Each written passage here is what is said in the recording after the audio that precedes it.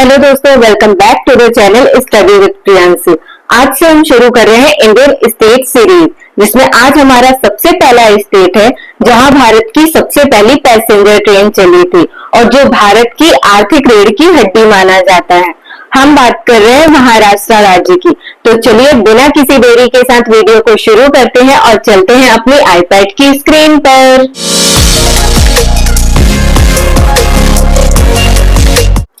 तो जैसा कि आप लोग देख रहे होंगे कि हम आ गए हैं आईपैड की स्क्रीन पर। आप लोग मैप में देख सकते हैं कि ये है हमारा क्या है, ये है महाराष्ट्र, है ना। आप लोगों को स्क्रीन में दिख रहा होगा, ये है क्या, महाराष्ट्र राज्य, है ना। आप लोगों को दिशा का नॉलेज होगा कि इसमें ऊपर तरफ कौन सी दिशा होती है, तो ये होती है क्या, उत्तर, और नीचे तरफ कौन सी होती है, दक्षिण। अपने सीधे हाथ तरफ होती है पूर्व और इस साइड होती है कौन सी दिशा, पश्चिम। तो अब आप बता सकते हैं कि महाराष्ट्र राज्य भारत के कहां पास स्थित है, तो भारत के पश्चिम में स्थित है। यहाँ पे देखो स्थिति पूछी जा रही थी ना, तो हम यहाँ पे क्या लिख सकते हैं कि भारत के पश्चिम में स्थित है। महाराष्ट्र की स्थिति क्या है, तो भारत के पश्चिम में, है ना। फिर उसके बाद क्या पूछा जा रहा है, महाराष्ट्र का गठन। तो महाराष्ट्र का गठन किया गया था 1 मई 1960। कब किया गया महाराष्ट्र राज्य का गठन, तो 1960 में किया गया। डेट भी आपको याद रखनी है, कौन सी डेट है, तो 1 मई, ठीक है ना। तो 1 मई 1960 को महाराष्ट्र का गठन किया गया है। इसी आधार पर 1 मई को क्या मनाया जाता है, तो 1 मई को मनाया जाता है क्या, महाराष्ट्र दिवस के रूप में मनाया जाता है। ठीक है, आप लोगों से अगर कभी पूछा जाता है कि महाराष्ट्र दिवस कब मनाया जाता है, तो आप क्या बोलोगे कि 1 मई को मनाया जाता है। ठीक है ना। आप लोग ध्यान रखना, स्क्रीन पर बताती जा रही हूँ कि 1 मई को महाराष्ट्र दिवस मनाया जाता है। हमारा नेक्स्ट फैक्ट क्या है, तो महाराष्ट्र की राजधानी। महाराष्ट्र की राजधानी क्या है, तो आप सभी को पता होगा कि महाराष्ट्र की राजधानी क्या है, मुंबई। क्या है, मुंबई। और यहाँ की उप राजधानी क्या है, नागपुर। क्या है, महाराष्ट्र की उप राजधानी क्या है, तो नागपुर है। ठीक है, महाराष्ट्र की उप राजधानी क्या है, तो नागपुर है। और यहाँ की राजकीय भाषा की बात की जाए तो महाराष्ट्र की राजकीय भाषा क्या है, मेनली क्या बोली जाती है, मराठी। कौन सी भाषा है यहाँ की राजकीय भाषा, मराठी। ठीक है ना।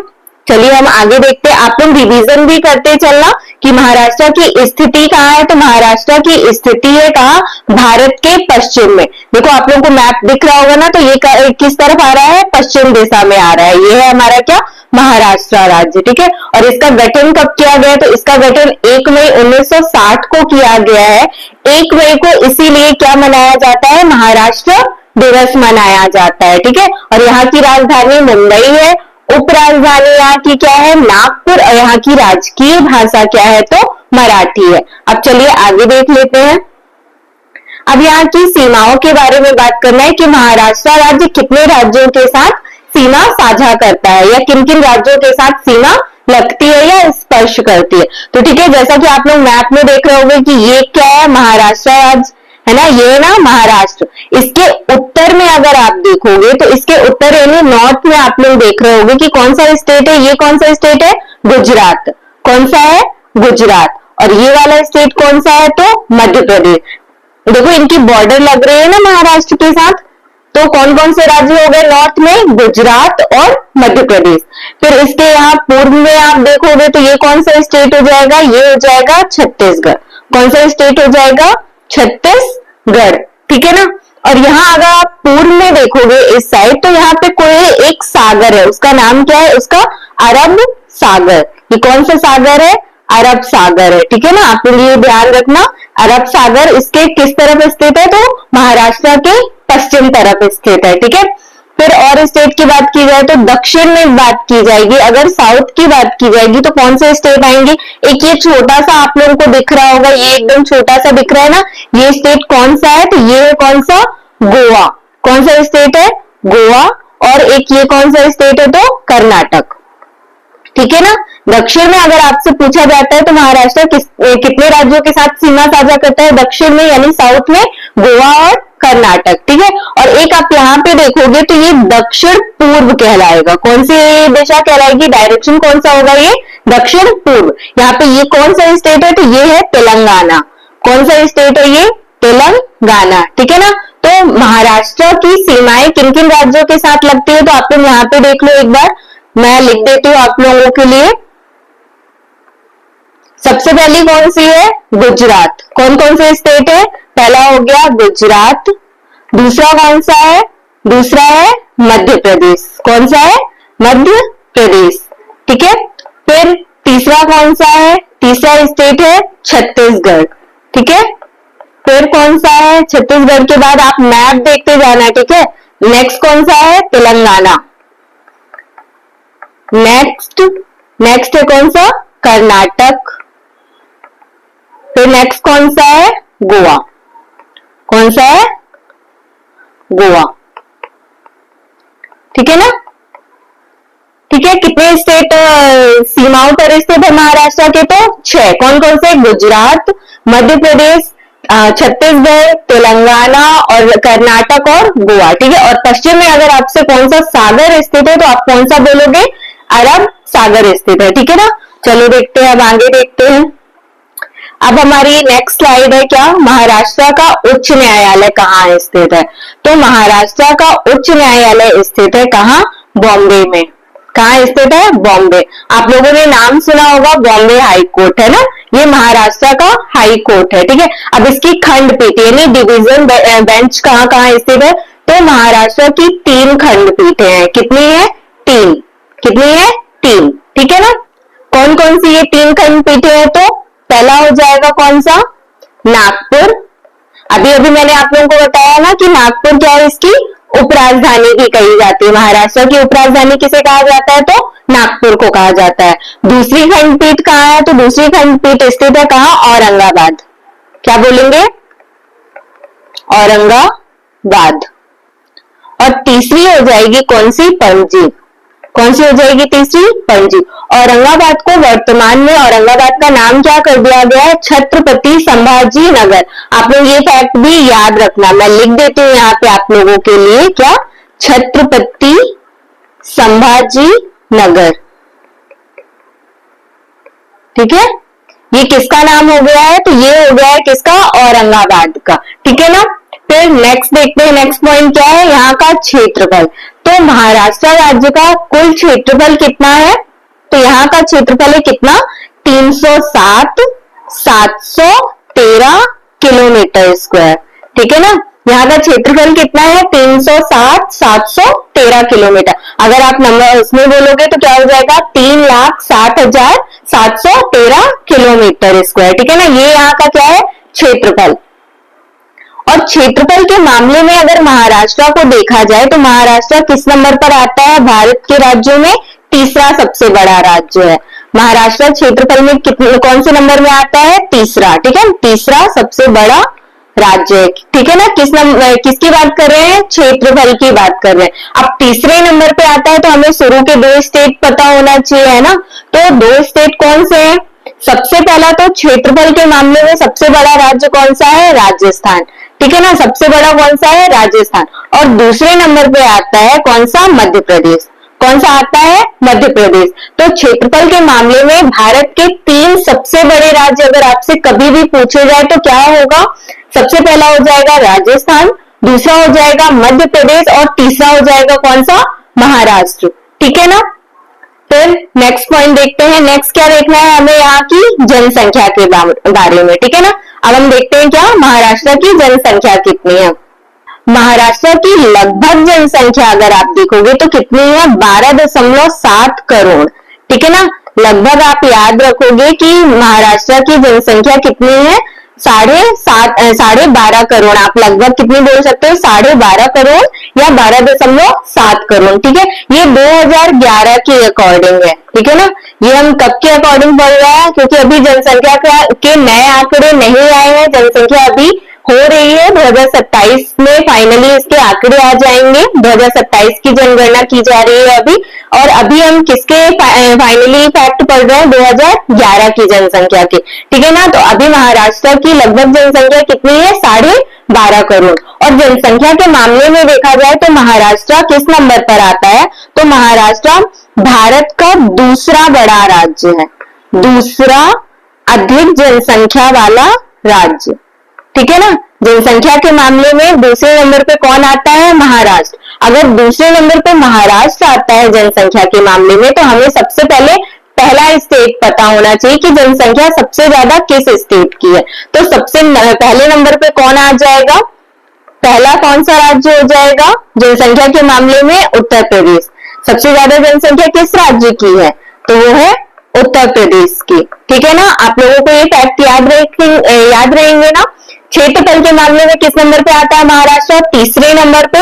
और जनसंख्या के मामले में किस नंबर पर आता है? तो दूसरे नंबर पे, ठीक है ना।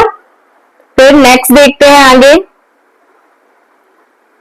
आगे अब हम देखेंगे यहाँ के क्या राजकीय पशु, पक्षी, वृक्ष, इन सारी चीजों के बारे में भी देख लेते हैं, ठीक है।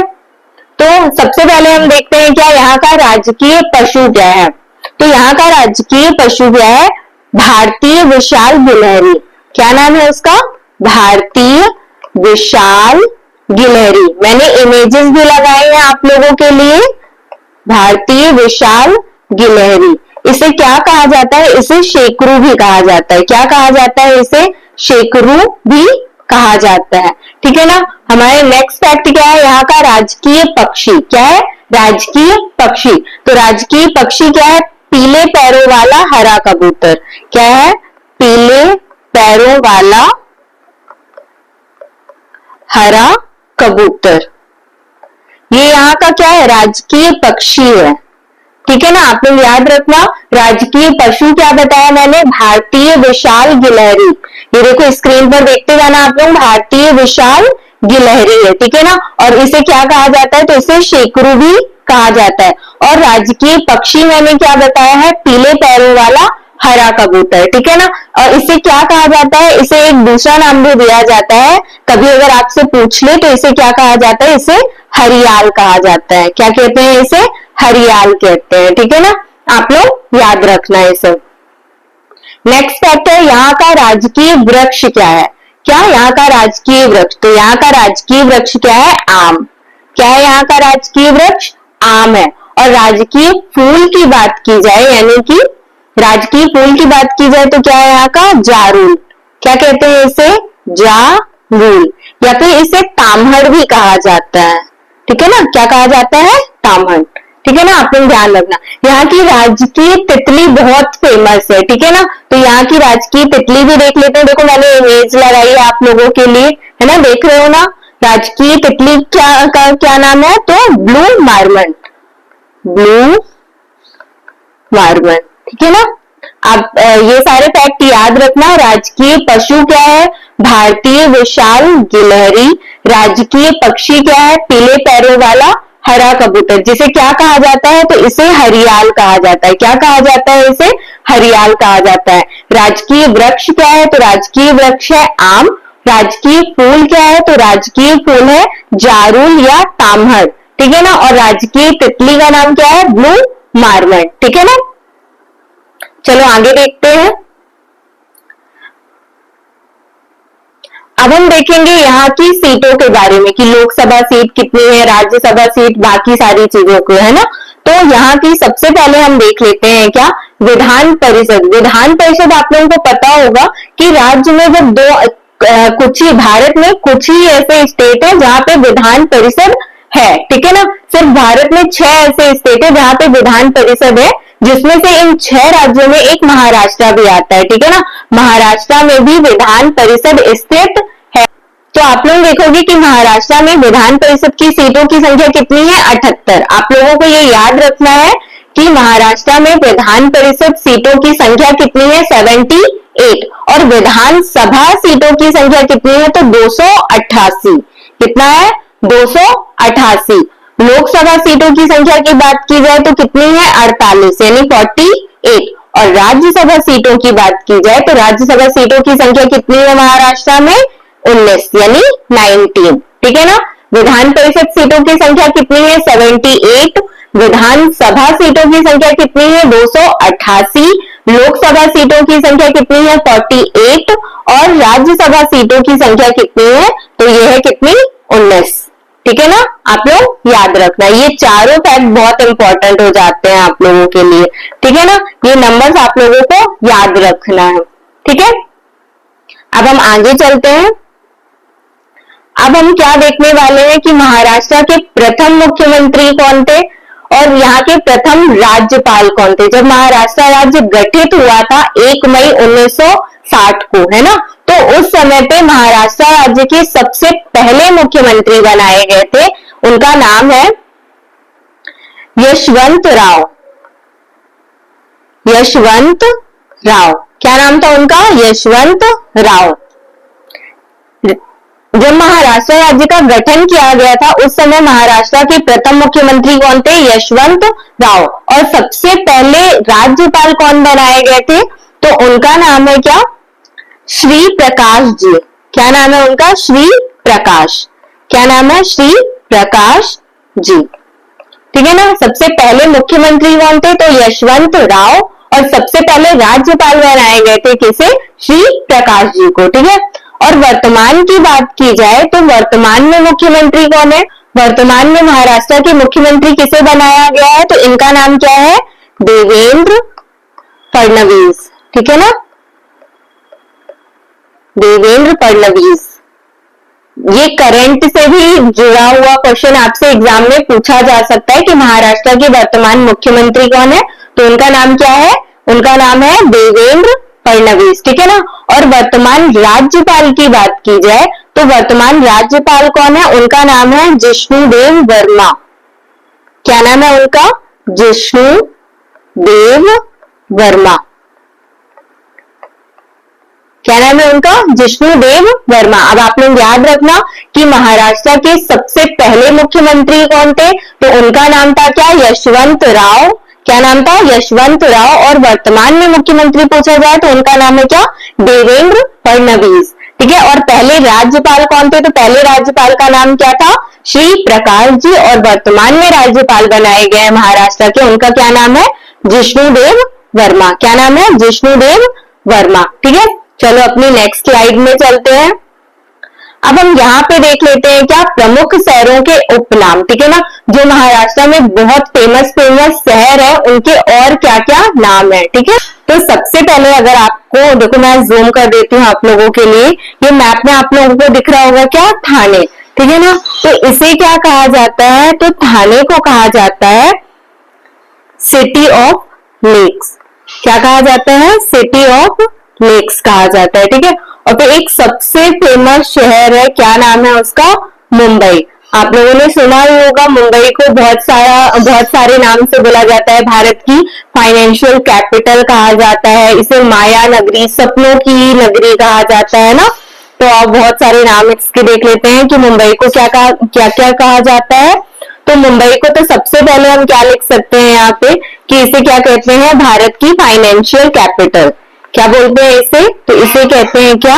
भारत की फाइनेंशियल मतलब वित्तीय राजधानी। क्या बोलेंगे हिंदी में? भारत की वित्तीय राजधानी। फिर क्या बोला जाता है? इसे सूती वस्त्रों की राजधानी भी कहा जाता है। क्या बोला जाता है इसे? सूती वस्त्रों की राजधानी। और मुंबई को हॉलीवुड ऑफ इंडिया भी क्या कहा जाता है? क्या कहा जाता है? तो इसे क्या कहा जाता है? हॉलीवुड ऑफ इंडिया, ठीक है ना। और क्या? सपनों की राजधानी, माया नगरी, ये सब तो नाम आप लोगों को पता ही होंगे ना। माया नगरी, सपनों की नगरी, है ना। और देख लेते हैं और कौन कौन से शहर है। अब हम देखते हैं किसके बारे में? नागपुर के बारे में। मैं जूम कर देती हूँ ताकि आप लोगों को मैप में वो शहर दिखे क्लियरली, है ना। तो नागपुर को कहा जाता है क्या? इसे कहते हैं क्या? Orange city. ऑरेंज सिटी कहा जाता है नागपुर को। नागपुर को क्या कहा जाता है? Orange city. और फिर एक शहर है, क्या नाम है इसका? नासिक। क्या है? नासिक।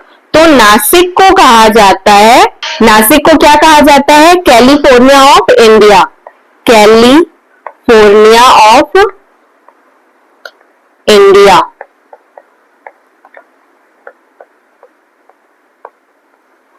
इसे वाइन कैपिटल ऑफ इंडिया भी कहा जाता है। क्या कहा जाता है? वाइन कैपिटल ऑफ इंडिया, है ना।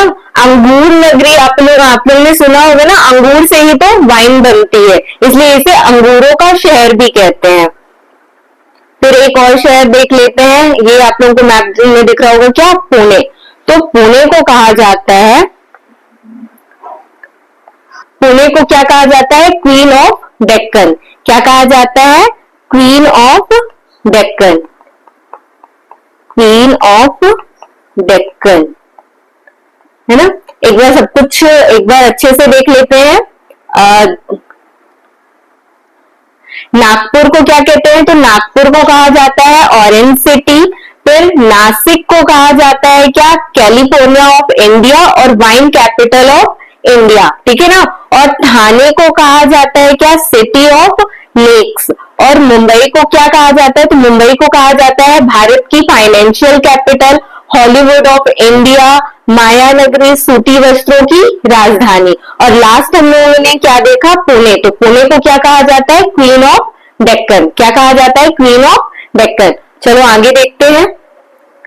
अब हम देखेंगे क्या यहाँ की प्रमुख नदियां कौन कौन सी हैं। तो महाराष्ट्र की सबसे प्रमुख नदी की अगर बात की जाए तो कौन सी है? गोदावरी। कौन सी नदी है? गोदावरी। गोदावरी को क्या दक्षिण गंगा भी कहा जाता है। मैं यहाँ पे लिख देती हूँ आप लोगों के लिए। गोदावरी को क्या कहा जाता है? तो इसे दक्षिण गंगा भी कहा जाता है, ठीक है ना। और प्रमुख नदियों की बात की जाए तो ताप्ती नदी भी यहाँ प्रवाहित होती है, ठीक है ना। ताप्ती मध्य प्रदेश से निकलती है, बट ये महाराष्ट्र राज्य में भी प्रवाहित होती है, ठीक है ना, बहती है। और कौन सी? नर्मदा भी हो जाएगी, ये भी मध्य प्रदेश में भी बहती है और महाराष्ट्र में भी बहती है और गुजरात में भी जाती है ना। सरदार वल्लभ भाई पटेल की जो सबसे बड़ी मूर्ति बनी हुई है, ये सब का है नर्मदा नदी के किनारे ही है। और यहाँ की प्रमुख नदी देखोगे तो कौन सी? पेंच नदी हो जाएगी, है ना। कोयना नदी हो जाएगी। कोयना नदी पर एक डैम भी बना हुआ है, उसका क्या नाम है? कोयना डैम, ठीक है। तो चलो डैम भी देख लेते हैं हम लोग। क्या? डैम। तो सबसे पहले तो मैंने अभी आप लोगों को बताया कौन सा? कोयना डैम। क्या है? कोयना डैम। ये किस नदी पर है? तो अभी मैंने बताया आप लोगों को किस नदी पर होगा, तो ये होगा किस पर? कोयना नदी पर ही। किस पर बना हुआ है? तो ये कोयना नदी पर ही बना हुआ है। और एक दूसरा बहुत फेमस डैम है, क्या नाम है उसका? जायकवाड़ी डैम। क्या है? जायकवाड़ी डैम। ये किस नदी पर है? तो ये है गोदावरी नदी पर, ठीक है ना। किस नदी पर है? गोदावरी नदी पर। कौन सा डैम है? जायकवाड़ी डैम, ठीक है ना। अब हम देख लेते हैं क्या महाराष्ट्र की प्रमुख झीलें। तो महाराष्ट्र राज्य की प्रमुख झीलों की बात की जाए तो ये इनके नाम क्या हो जाएंगे? सबसे पहले तो लोनार झील हो जाएगी, बहुत फेमस झील है ना। इसे क्या कहा जाता है? इसे क्रेटर झील भी कहा जाता है। क्या कहा जाता है? क्रेटर झील। ज्वालामुखी के फटने से जो उसका ज्वालामुखी का जो ऊपर का मुख होता है ना, उसे कहा जाता है क्रेटर। तो उसी से ये निर्मित हुई है, इसीलिए लोनार झील को क्या कहा जाता है? क्रेटर झील भी कहा जाता है, ठीक है। और यहाँ की झीलों की बात की जाए तो बिहार झील है, पवाई झील आप लोगों ने सुनी होगी, है ना। आईआईटी बॉम्बे, यहीं पे जो आईआईटी बॉम्बे का कैंपस है ना, वो पवाई झील के पास में स्थित है, उपवन, ठीक है ना। ये महाराष्ट्र की प्रमुख झीलें हो गई। कौन कौन सी? एक हो गई कौन सी? लोनार झील हो गई, जिसे क्रेटर झील कहते हैं। ये तो आप लोग बिल्कुल भी मत भूलना, ठीक है ना। और फिर और कौन कौन सी झीलें हो गई? बिहार हो गई, पवाई हो गई और उपवन हो गई, ठीक है ना। चलो अब नेक्स्ट पेज पर चलते हैं। अब हम देख लेते हैं क्या यहाँ की प्रमुख फसलें कौन सी हैं, बागवानी फसलें कौन सी हैं, यहाँ के प्रमुख उद्योग कौन कौन से हैं, है ना। तो चलो देखते हैं। तो यहाँ की प्रमुख फसलों की बात की जाए तो कौन सी हो जाएगी? कपास।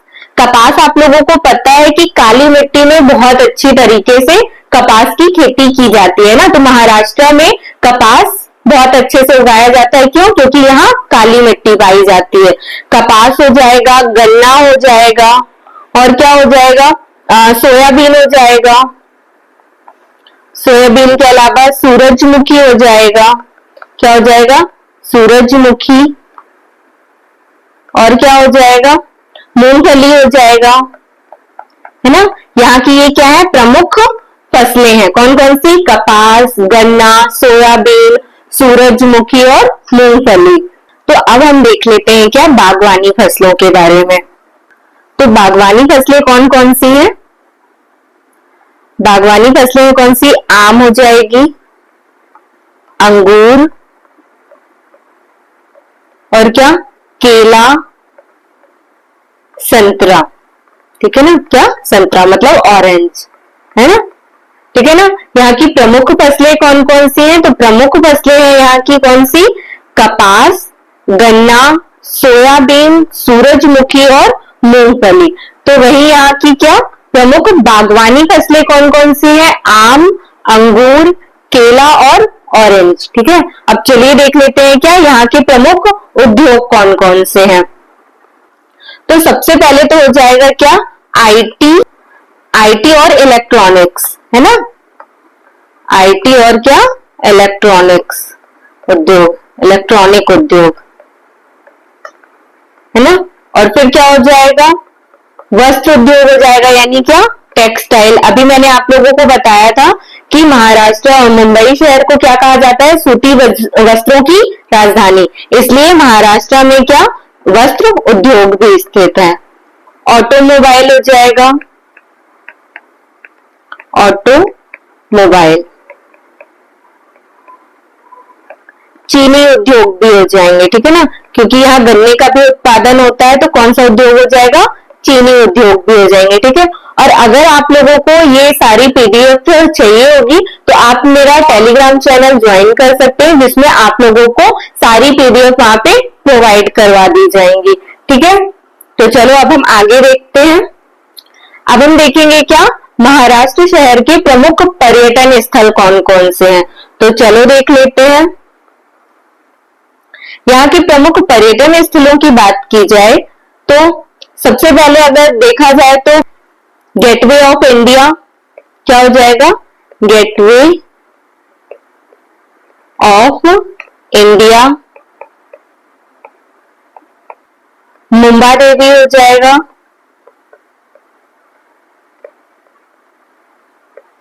आप लोग भी साथ में अपने नोट्स बनाते जाना, ठीक है ना। ये सारे फैक्ट आप लोगों को याद रहेंगे। और देखेंगे अगर ज्योतिर्लिंग देखे जाएंगे यहाँ तो कौन से ज्योतिर्लिंग हो जाएंगे? तो एक भीमा शंकर हो जाएगा।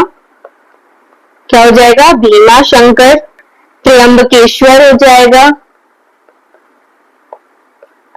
ये सारे क्या है? यहाँ के प्रमुख पर्यटन स्थल हो जाएंगे। और यहाँ कौन सी गुफाएं भी यहाँ स्थित है? तो कौन सी? अजंता एलोरा की गुफाएं हो जाएंगी। अजंता की गुफाएं हैं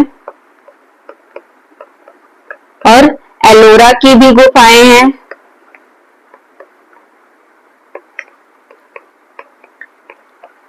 एलिफेंटा की गुफाएं हो जाएंगी। और भी बहुत सारे पर्यटन स्थल, जैसे नासिक शहर है, मुंबई है, यहाँ भी कितनी सारी जगह है ना। ये सारी चीजें क्या हो जाएंगी?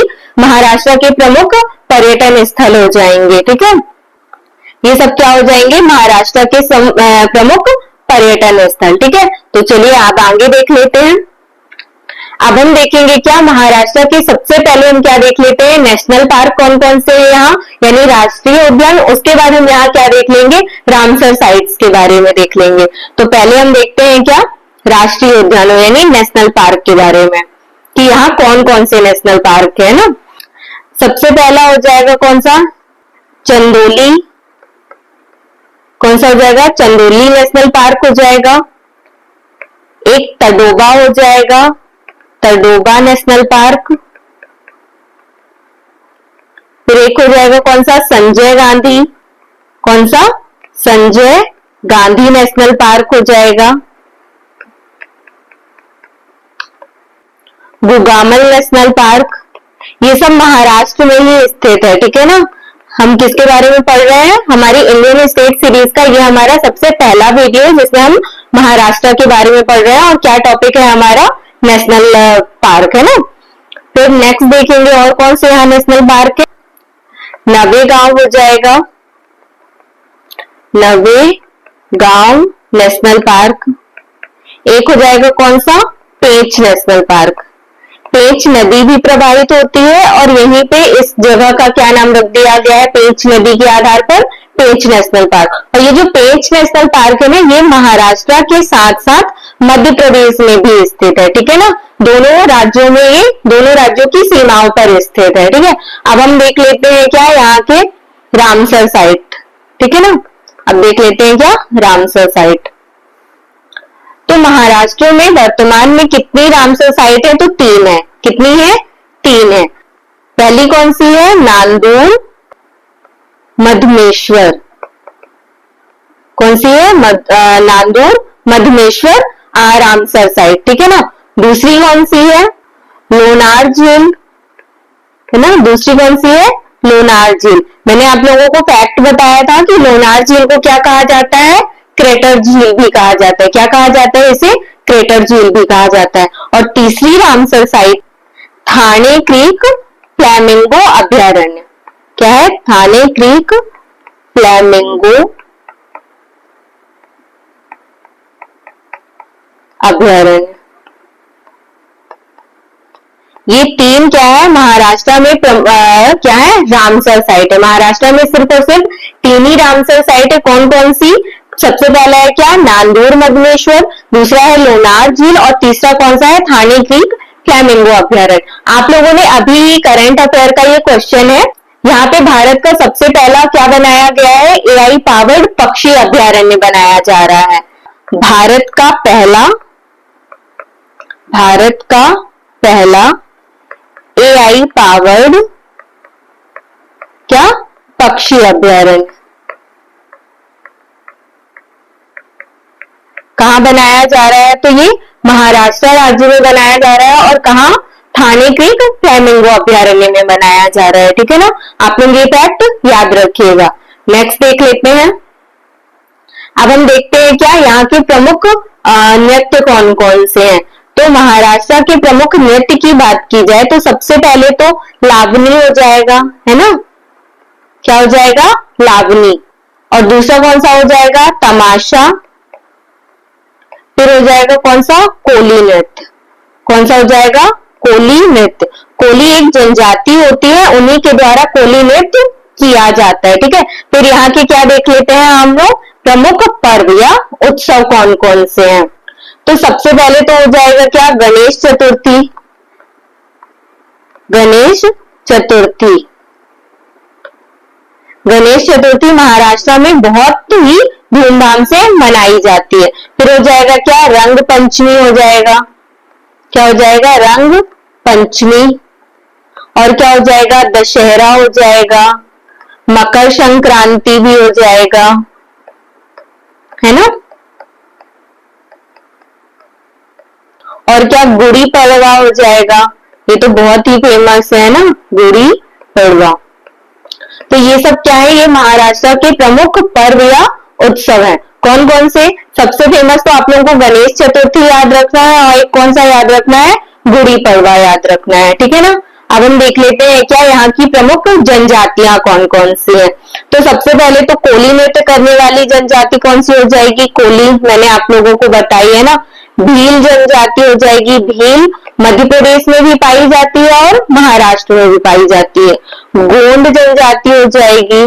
गोंड। माड़िया जनजाति हो जाएगी।